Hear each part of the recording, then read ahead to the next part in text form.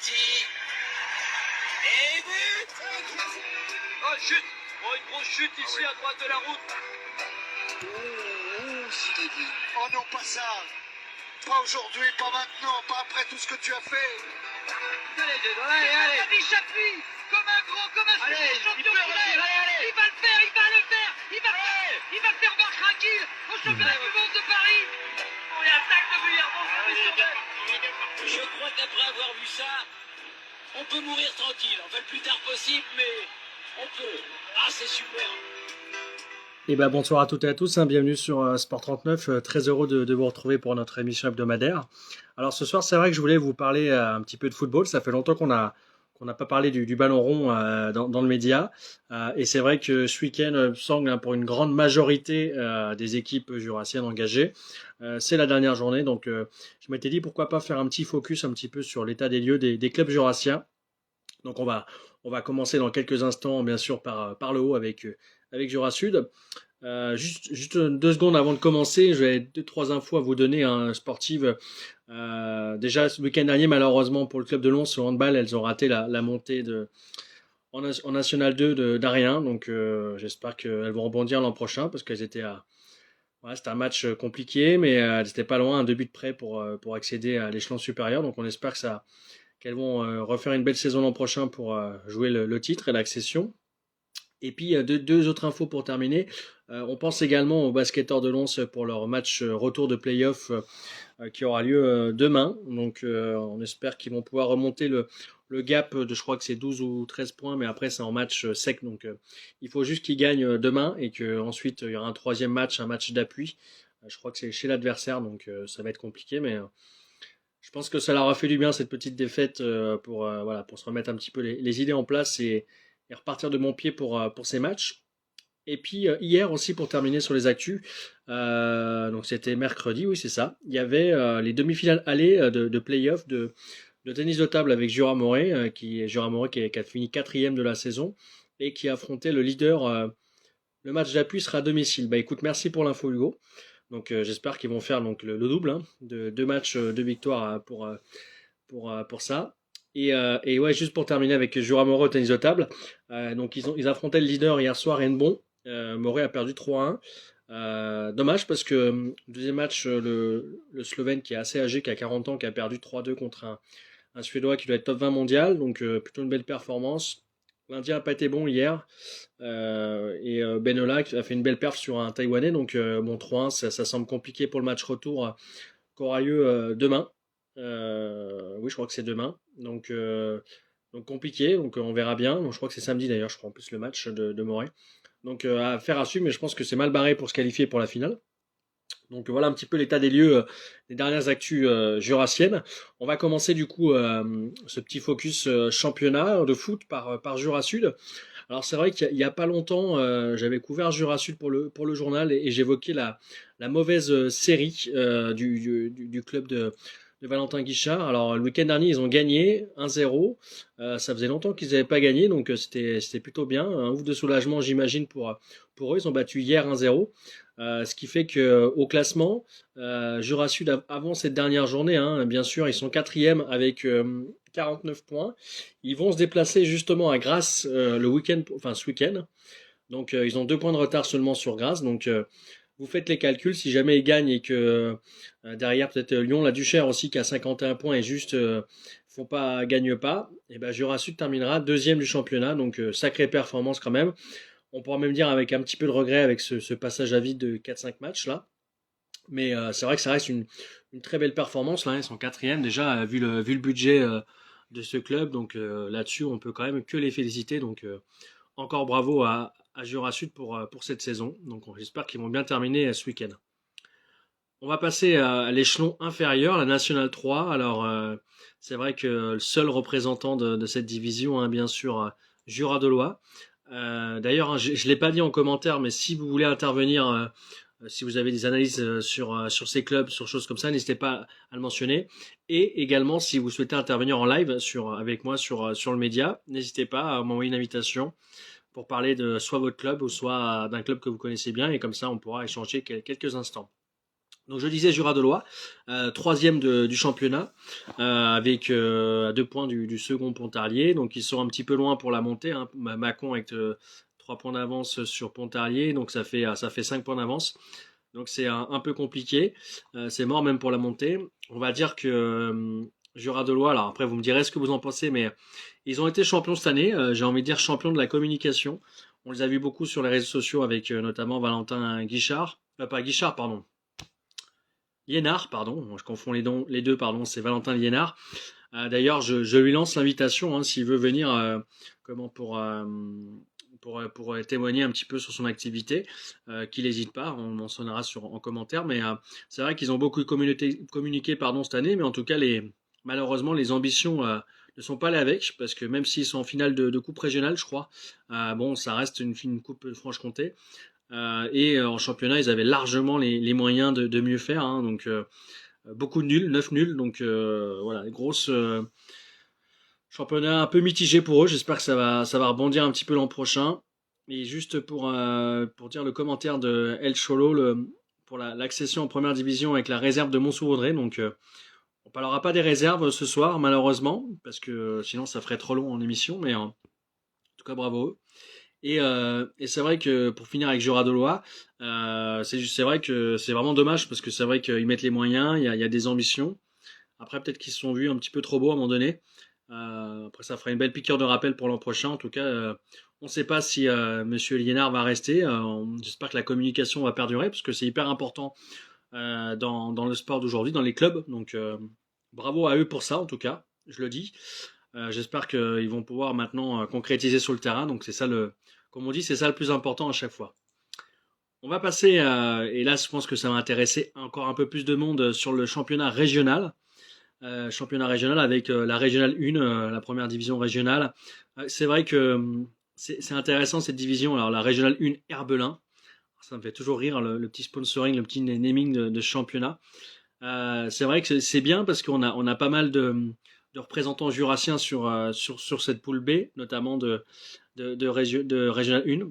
Je salue l'Ajout d'ailleurs qui nous a rejoint. On parlera de l'Ajout tout à l'heure.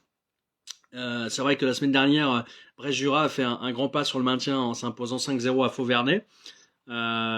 Et Jura-Lac s'est incliné 4-3 à domicile face à Chalon. Et Lons a fait une belle performance sur Pontarlier en allant s'imposer là-bas à la réserve 4-2. Et malheureusement, Champagnol a été défait chez les leaders, la Chapelle de Guinchet 2-0 et Jura Sud, la réserve, hein, comme je le disais, a fait 2-2. Alors après vous avoir dit tout ça, place un petit peu au classement et on fera une petite analyse de ça. Alors Lons est deuxième. Alors je ne sais pas ce que vous en pensez. Lons deuxième, 38 points, égalité avec Chalon aussi 38. Ils ont quand même 6 points de retard, hein, sur la Chapelle de Guinchet.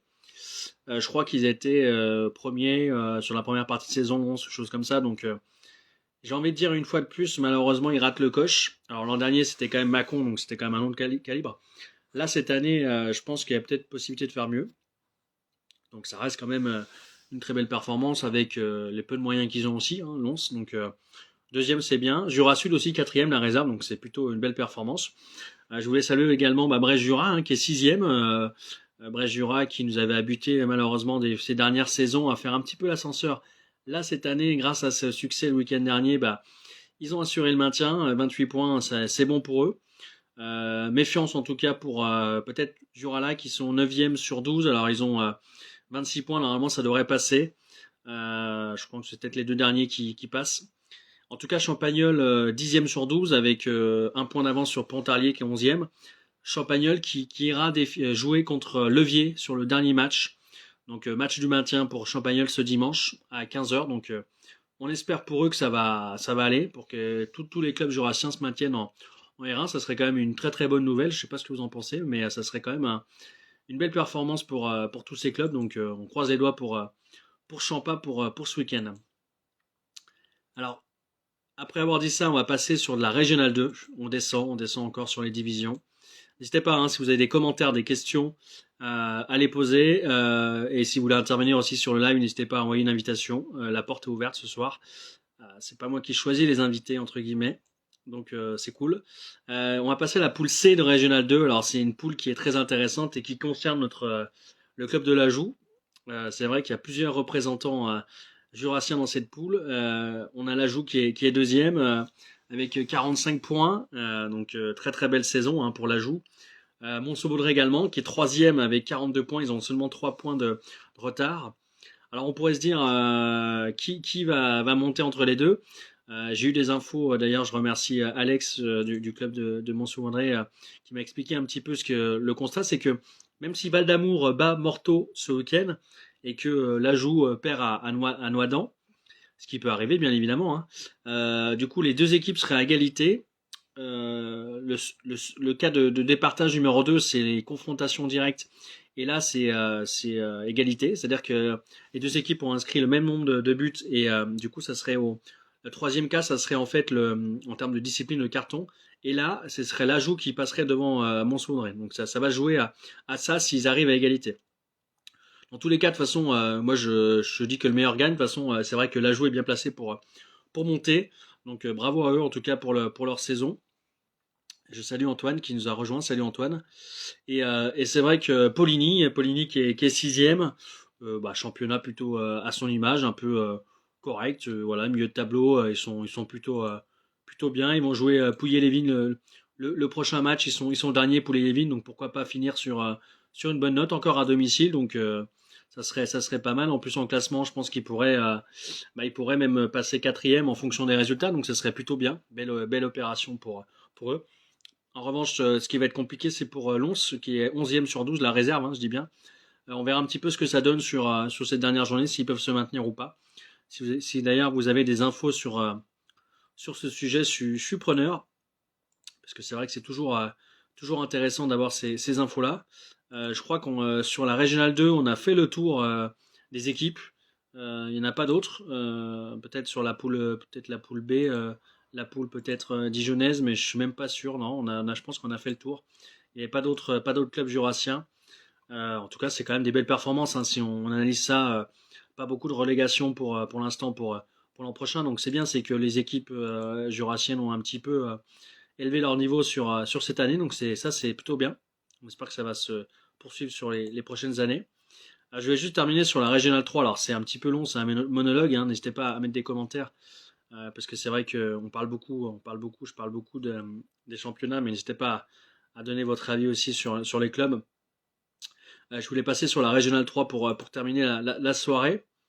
C'est vrai que la Régionale 3, il y a encore une équipe de Jura Sud, troisième équipe en Régionale 3, c'est dire un petit peu le niveau de ce club. Sur la poule C, notamment en Régionale 3, on a un petit club jurassien aussi, même deux, avec Champagnel aussi la réserve, mais on a aussi l'équipe de l'Arcade Foot, je crois, qui était montée, je crois, de la saison dernière. C'est vrai que pour Arcade, alors je regarde ils sont deuxièmes.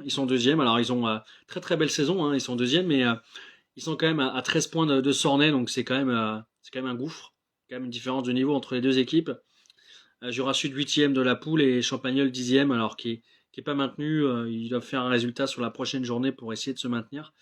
On espère que la réserve va se maintenir. C'est toujours bien d'avoir une réserve à ce niveau-là. C'est la poule D d'ailleurs qui nous intéresse pour parler un petit peu des autres clubs jurassiens et pas des réserves. Celle qui concerne Coteau-de-Seye et Triangle d'Or. Coteau-de-Seye est deuxième, donc très belle saison également pour les tangos. Ils ont 4 points de retard sur la SPTT Dijon, la réserve, sachant que le week-end dernier, ils ont gagné 2-0 à Marnay et que Triangle d'Or en même temps a battu l'Arc Grès 3-0. Donc plutôt bien pour ces deux clubs. Ils sont deuxième et troisième. Donc bravo en tout cas à Triangle d'Or et à Coteau. Alors Antoine qui dit Champagnol, ça va être dur. Je pense qu'il parle de la réserve qu'on évoquait tout à l'heure sur l'autre poule, la poule C. Bien joué Pascal, effectivement, belle saison pour Coteau. J'ai envie de dire aussi bizarre pour Triangle d'Or, je sais pas ce que vous en pensez. Moi j'avais lu dans le progrès il y a quelques mois, Triangle d'Or avait bien démarré le championnat et que Patrick Ludwig, le coach, a dû un petit peu resserrer les vis avec ses joueurs parce qu'ils se sont crus un petit peu trop beaux. Donc voilà, le constat c'est que du coup troisième, ils peuvent pas remonter tout de suite Triangle d'Or. C'est un peu dommage, mais c'est un peu ça aussi l'esprit du sport, c'est que rien n'est acquis, donc j'espère que ça leur servira de leçon pour l'an prochain. Et dans cette même poule, donc on a la réserve de deuxième réserve de Juradola, quatrième, et puis Brest Jura Foot aussi la première réserve qui est sixième. Donc plutôt, voilà, c'est plutôt bien, hein. Après, on va pas non plus demander une réserve d'être première à chaque fois. Donc Koto, bravo, hein, bravo à vous encore pour la saison. Et c'est vrai que Triangle d'Or, un petit peu déception quand même parce que je pense qu'il y avait moyen de faire mieux sur ce championnat. Donc bon, j'espère que ça va repartir l'an prochain. Je crois qu'on a fait le tour là, hein, d'ailleurs, hein, sur toutes les divisions. Si vous avez d'ailleurs, j'en profite parce que ça fait quoi? Ça fait à peu près une dizaine de minutes d'émission. Si vous avez des commentaires, hein, sur un club en particulier, on a évoqué Lens, on a évoqué un petit peu l'autre tableau aussi avec l'ajout, l'accession probable en Régional 1 la saison prochaine. Ça ferait du coup pas mal de clubs. Je crois que ça ferait 5 clubs, voire 6, hein, peut-être sur le niveau régional. Donc c'est assez extraordinaire, hein, ça serait quand même des belles confrontations après entre clubs jurassiens, donc cool. Et après, c'est vrai que sur le bas de division régionale, on a quand même des clubs qui ont tendance à jouer le haut de tableau, et j'espère que dans les années futures, comme Coteau, comme Mont-Sauvondré, et aussi Poligny et comme en Triangle d'Or, j'espère qu'ils vont pouvoir remonter, parce que c'est vrai que on a connu Triangle d'Or en Régional 1, Coteau, on les a connus aussi en R2. Donc tout ça, ça doit quand même faire qu'ils puissent remonter. Alors venez nombreux dimanche à Domblanc, 15h. On fait de la pub.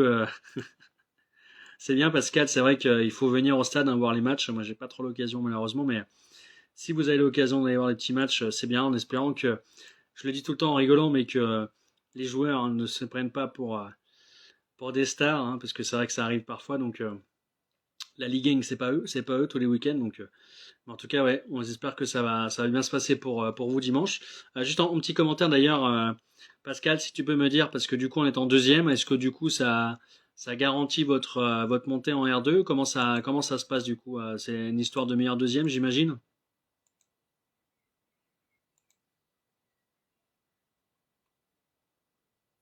On attend peut-être un commentaire, hein.